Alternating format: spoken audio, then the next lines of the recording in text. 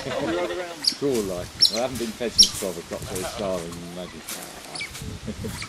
When are you going to feed one? Hmm? When are you going to feed one? Okay, to feed them. I'm just waiting for everybody to come over. Would he buy you if you went in? Oh, yeah. Shop too. Yeah, they've got a nice deal of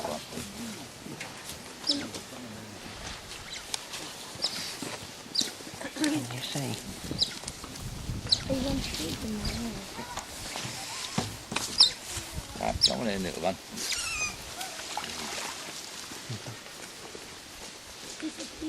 Right, that's about it then. Just get the part bearer visitors now, isn't it? Right, well, we make a start then in that case. Well, firstly, I'd like to welcome you to Tamar Otter Park today. My name's Steve, I'm one of the wardens here. Now, what we do today is, whilst we're going from pen to pen feeding these little fellas, I'll tell you a little bit about the otters in our collection, a little bit about otters in general, then perhaps something about the conservation and reintroduction work that we're doing at the moment within the Otter Trust.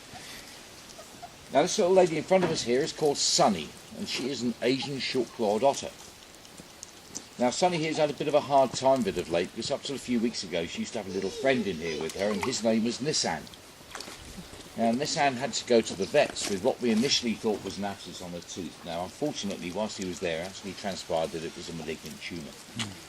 Now, because of his age, he was about 11 years old, so it's felt that the kindest thing would be just to let him drift off nice and peacefully. As a result of that, Suny's now obviously feeling quite lonely, but we are taking active steps to try and find a replacement for Nissan and to give her a little bit of company again. Now, as I said, Suny here is an Asian short-clawed otter, and as such she's not indigenous to this country, and by that I mean she shouldn't really be found in the wild here. Now, we keep the Asian otters here as a good example of a different type of otter to compare with our own native British otter that we'll be seeing shortly. Now, these little guys are the smallest of the 19 species that you can find around the world, and you can find otters just about everywhere, apart from Australia, New Zealand, Madagascar, and not surprisingly, I suppose, the two poles. Now, the largest otter in the world is the giant Amazonian river otter, and that, believe it or not, comes from River Amazon, and that can go to 6, 7, maybe even 8 feet long. But despite the huge difference in size between these little fellas and their larger cousins, they do in fact lead very similar lives, mainly that they'll mate and they'll pair for life, they'll live as a family group, and also they'll hunt as a pack.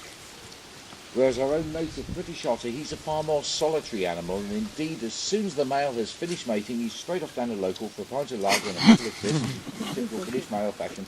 He's not to play any active role in bringing up the cubs. Now, if he was to hang around, there's a very good chance he'd damage, possibly even eat the cubs. Whereas the male in this particular species will play as active a role as that of the female. Now, as I said, these Asian otters are not indigenous, and as such it would be illegal for us to release them into the wild, under the terms of the Wildlife and Countryside Act. Now, to be perfectly honest, even if we were allowed to release them, we wouldn't want to. For the simple reason that these guys can have up to about 6 cubs at a time, compared with the 2 or maybe 3 of the British otters, and I never think we have to look an awful lot further than the demise of our own water vole when faced with the intrusion of the American mink, to realise that it doesn't actually pay to release non-indigenous species. Now, you may well notice that, I missed that bit, haven't you? You may well notice that the water in the first 2 pens here that houses the Asian otters is a little bit shallower than that of the other pens. Now, the reason being that these guys in their natural environment are going to be found in the likes of the marshlands and the paddy fields of Asia, and they're therefore used to and in fact require far shallower water.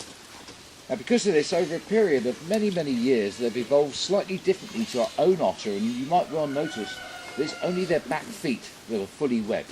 And the front feet are indeed far more like little hands. They are quite dexterous, they're able to use stones and rocks and so on as tools, and I should imagine it's pretty good for ferreting around in tree roots looking for shellfish and other such things to eat. Now, Nissan and Suny were together for about 6 years, and they never produced any cubs for us. Now, we weren't particularly worried about that, because pairing for life, it really is very much up to them to decide when they're going to start a family. And it did seem that right up to the bitter end that they were more than happy with each other's company. Now, we do make one small concession for the Asian otters here in the park, and that's that they have central heating units over there in the sleeping boxes. So if there are any cubs born in the depths of winter, we can turn that on and they've got their Nintendo and colour TV and everything else that kids seem to rely on these days. They're quite happy in there until the spring. It'll give them a little bit of a kickstart in life, if you like. Right, perhaps we move down to the next pen if we may. The second pen of Asian otters in there. I'll tell you a little bit about those.